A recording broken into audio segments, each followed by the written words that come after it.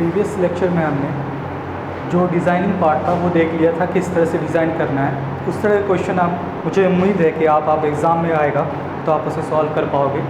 अब दूसरे टाइप के क्वेश्चन को देखते हैं कि इस तरह के क्वेश्चन को किस तरह से सॉल्व करना है। यहाँ पे हम देख पा रहे हैं कि हमें क्या करना है, बूलियन एक्सप्रेशन लिखना है। किसके लिए? फंक्शन दिया हुआ है आपका ABCD, इसके लिए लिखना है। तो इस तरह के सर्किट को कैसे सॉल्व करोगे आप? तो आपको बेसिक तो ये पता है कि क्या होता है बेसिक में। यहाँ पे सेलेक्ट लाइन होता है, फिर ये डाटा सेलेक्ट करता है और आउटपुट पे वैल्यू लिखता है। तो हम बेसिक से यदि जाएँ, बेसिक से यदि मैं यहाँ पे जाऊँ जो मैंने आपको पहले बताया हुआ है, तो वहाँ पे क्या हो रहा है कि आपका ये क्या है, सेलेक्ट लाइन है I0, I1, I2 और ये I3। ये आपका क्या है, इनपुट है। सेलेक्ट लाइन क्या है आपका यहाँ पे, S0 और S1, ठीक है। और यहाँ पे कुछ आउटपुट है। तो मैंने क्या बोला कि S0 S1 से क्या होगा, यहाँ पे आपके पास क्या है, S0 S1, ठीक है।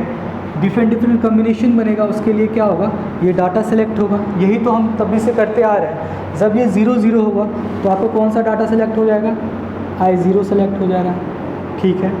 जब ये 0 1 होगा तो इस पे जो डाटा है वो ट्रांसफ़र हो जाएगा आउटपुट पे, I1 सेलेक्ट हो रहा है। सिमिलरली जब 1 0 होगा तो I2 सेलेक्ट हो जा रहा है, और जब ये 1 1 हो रहा है तो I3 सेलेक्ट हो जा रहा है, ठीक है। तो यदि मैं आउटपुट के लिए एक्सप्रेशन लिखूँ तो मैं क्या लिखूँगा, ये क्या है, कम्प्लीमेंटेड फॉर्म है। 0 को आप किस तरह से दिखाओगे, S1 का बार, ये 0 है, इसको किस तरह से दिखाओगे, 0 को S0, ठीक है। क्या सेलेक्ट कर रहा है अभी ये, I0, इसके लिए मैंने लिख दिया, ये सेलेक्ट हो गया। यदि ये सेलेक्ट हो रहा है, इसके लिए मैं क्या लिखूँगा, इसके करस्पॉन्डिंग क्या लिखूँ, S1 बार S0 और I1 सेलेक्ट हो जाएगा इस बार। सिमिलरली इस वाले के लिए क्या होगा, S1 S0 कम्प्लीमेंटेड, और क्या सेलेक्ट हो रहा है इस बार, I2। इसी तरह क्या हो रहा है, इसके लिए क्या होगा, नॉर्मल फॉर्म है तो नॉर्मल फॉर्म में ये सिंपल लिख देता हूँ, S1 S0, क्या सेलेक्ट हो रहा है इस बार, I3। ये आपका रिज़ल्ट आ गया किसके लिए, 4:1 मार्क्स के लिए ये आपका एक्सप्रेशन आ चुका है, ठीक है। सेम क्वेश्चन है, ये मैंने बस जनरलाइज कर लिया एक्सप्रेशन को, यही चीज़ तो है यहाँ पे। तो क्या करूँगा मैं यहाँ पे, आप देख पा रहे हो कि जो आपका आउटपुट का एक्सप्रेशन है वहाँ से क्या आ रहा है, S1 S0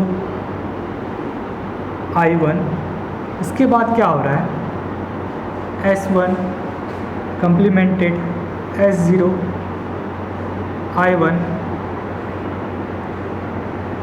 I0 सेलेक्ट हो रहा था इस पोजीशन के लिए। फिर क्या लिखूँ मैं यहाँ पे, आउटपुट का एक्सप्रेशन S1 S0 I2। फिर नेक्स्ट क्या लिखूँगा, S1 S0 I3। ये मैंने आउटपुट का एक्सप्रेशन लिख दिया जनरल मार्क्स के लिए, ठीक है। और आप कुछ भी नहीं करना है, इसी रिज़ल्ट में आपको सबका वैल्यू पता है। S1 का वैल्यू पता है, यहाँ पे S0 का वैल्यू पता है, I0 का भी वैल्यू पता है। बस आप इसको यहाँ वैल्यू पुट करो, आपको आंसर मिल जाएगा। देखते हैं इसको कैसे सॉल्व करना है, ठीक है। इसको एक बार समझ लो आप।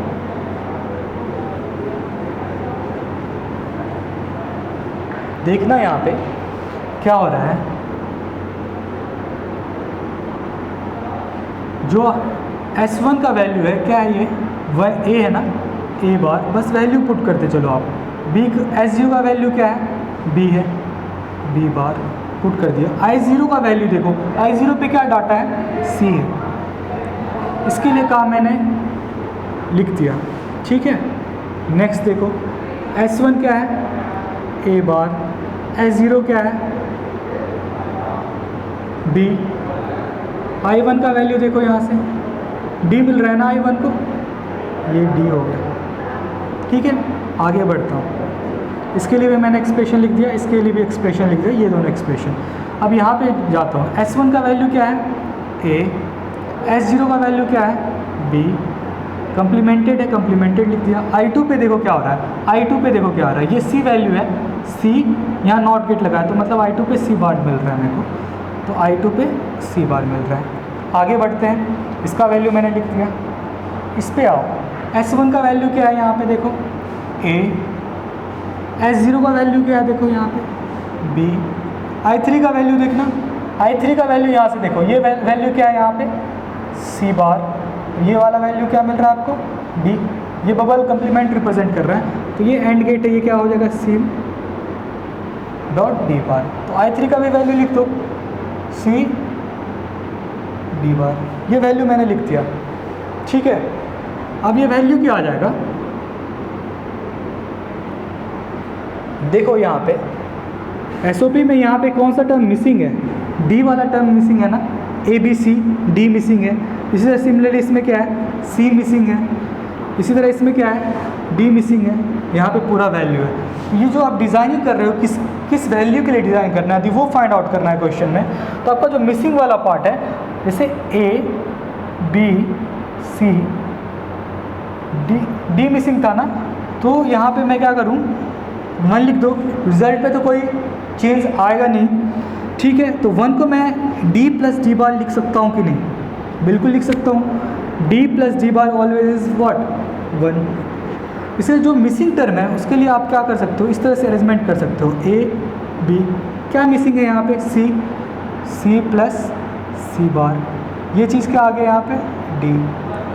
यहाँ पे क्या मिसिंग है A B bar C D plus D बार, ठीक है। आगे बढ़ता हूँ A B C D, ठीक है। तो रिज़ल्ट क्या आ रहा है, जब आप ध्यान से देखोगे ये रिज़ल्ट हो जाएगा आपका A bar B bar C D, A bar B bar C D बार।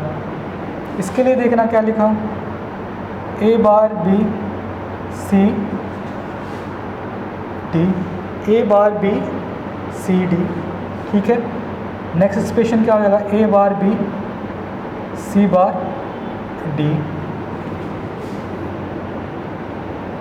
इसके लिए एक्सप्रेशन लिख दिया। बस मैं क्या कर रहा हूँ ना, ये जो ब्रैकेट को खोल दे रहा हूँ बस, इसके लिए एक्सप्रेशन लिख दिया, फिर इसके लिए एक्सप्रेशन लिख दिया। अब इसके लिए भी आप लोग सिमिलरली लिख सकते हो, क्या हो जाएगा A B bar C bar D plus, इसके लिए लिखना है तो वैल्यू क्या आ जाएगा A B bar C bar D बार, और यहाँ पे क्या हो गया आपका A B C D, ये फॉर्म आ चुका है। अब क्या कर रहा हूँ मैं, देखो ये कम्प्लीमेंटेड है, A बार कम्प्लीमेंटेड है तो इसको 0 से डिनोट कर दो, ये कम्प्लीमेंटेड है 0 से डिनोट कर दो, C1 D1। सिमिलरली क्या होगा यहाँ पे, ये 0 से डिनोट हो जाएगा, ये 0 से C1 0। इसी तरह यहाँ भी क्या होगा, ये 0,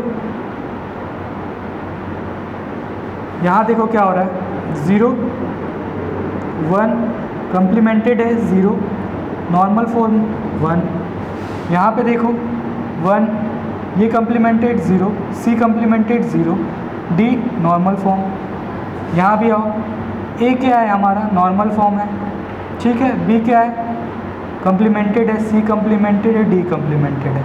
कम्प्लीमेंटेड को 0 से डिनोट कर रहा हूँ और कुछ भी नहीं कर रहा हूँ। यहाँ इसी तरह A क्या है B C D, ये एक्सप्रेशन था A B C bar D बार था, ठीक है। ये एक्सप्रेशन था A B C bar D बार। देखो बस इसके करस्पॉन्डिंग आप डेसिमल वैल्यू लिख दो।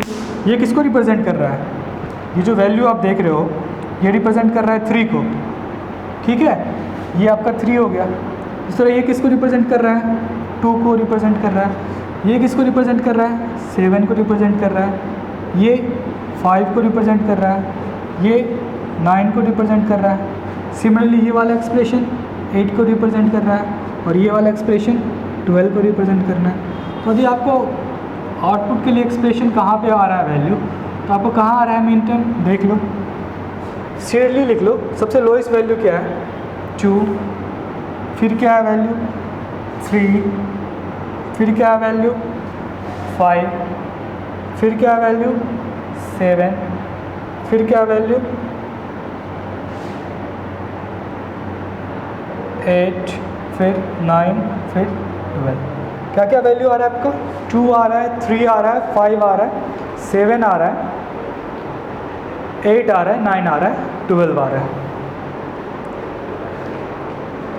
ठीक है, तो इस तरह से एक्सप्रेशन आ गया आपका, ये फाइनल एक्सप्रेशन। तो इतने जो आपका ये एक्सप्रेशन यहाँ से हमने सॉल्व किया है, यदि आप इसको भी चाहते हो कि अवॉइड कर लो, इतना कैलकुलेशन ना करो, तो आप यहाँ से डायरेक्ट रिजल्ट के पास पहुँच सकते हो। वो कैसे हम पहुँच सकते हैं? देखो यहाँ पे कैसे पहुँच सकते हैं। यहाँ पे क्या मिसिंग है? डी मिसिंग है। तो डी का वैल्यू क्या हो रहा है? एक बार कम्प्लीमेंटेड हो रहा है और एक बार क्या है? नॉर्मल फॉर्म है। तो मैं क्या कर रहा हूँ? डी का वैल्यू चेंज हो रहा है, एक बार 0 हो रहा है, एक बार 1 हो रहा है। तो मैं यहाँ पे क्या कर रहा हूँ? इसको ए बी सी, डी का वैल्यू यहाँ पे चेंज हो रहा है ना, एक बार 0 हो रहा है, 1 आ रहा है, मैं इसको इस तरह से लिख देता हूँ। फिर इस तरह नेक्स्ट एक्सप्रेशन में ए बी सी मिसिंग है यहाँ पे, सी का वैल्यू सीधा सी प्लस सी बार, एक बार 0 लेगा, एक बार 1 लेगा। तो मैं इसको यहाँ पे दिखा लेता हूँ कि ये वैल्यू क्या है? चेंज हो रहा है, एक बार 0 ले रहा है, एक बार 1 ले रहा है, और फिर क्या एक्सप्रेशन आ गया? डी, यही है। नेक्स्ट एक्सप्रेशन देखो क्या होगा? ए,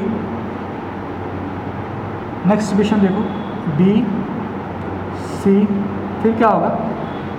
डी का वैल्यू चेंज हो रहा है।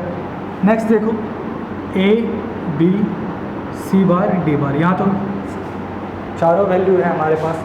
तो अब क्या हो गया? यहाँ से देखो ये वैल्यू क्या होगा? 0 0, नॉर्मल फॉर्म है। ये एक बार क्या होगा? 0 लेगा, एक बार 1 लेगा, 0 दे दिया, और एक बार क्या कर दिया मैंने? इसको 1 दे दिया।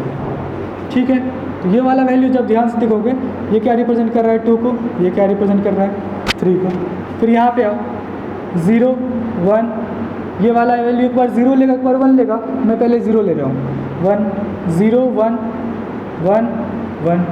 तो ये क्या रिप्रेजेंट कर रहा है? ये वाला नंबर देखो 5 है, ये क्या है? 7 है। ठीक है, नेक्स्ट आओ, इसके लिए ए क्या होगा? 1 होगा, डी बार है 0, सी बार है 0, यहाँ पे क्या है? डी प्लस डी बार, एक बार 0 लेगा, 1 लेगा, मैं एक बार 0 डाल देता हूँ, एक बार इस वैल्यू के लिए 1 डाल देता हूँ। तो ये जो रिप्रेजेंटेशन है ये क्या है? 8 है, और ये क्या है? 9 है। ठीक है, नेक्स्ट देखो 1 1 0 0, ये इसका इक्विवेलेंट डेसिमल वैल्यू क्या है? 12। तो अब यहाँ से भी देख रहे हो ऐसा डिफर नहीं हो रहा है। 2 3, इसके बाद क्या आ रहा है? 5 7 8 9 12। तो आंसर हमेशा आपका ये हो रहा है। आप इतना लंबा कैलकुलेशन जो है एग्ज़ाम हॉल में आप इस तरीके से बचा सकते हो। ठीक है, तो आप इस तरह के क्वेश्चन को जब भी सॉल्व करना हो, यदि आपको यहाँ पे सिलेक्ट लाइन 3 भी हो गया और इनपुट पे आपके 8 वेरिएबल भी आ गए, तो आप इसको इसी तरह सॉल्व करो, आपके सारे क्वेश्चन मल्टीप्लेक्स करके बन जाएंगे। ठीक है, आप इस पर प्रैक्टिस करो, जो भी आपके पास सोर्स हो। एग्ज़ाम के बहुत कम दिन रह गए हैं। Best of luck, thank you.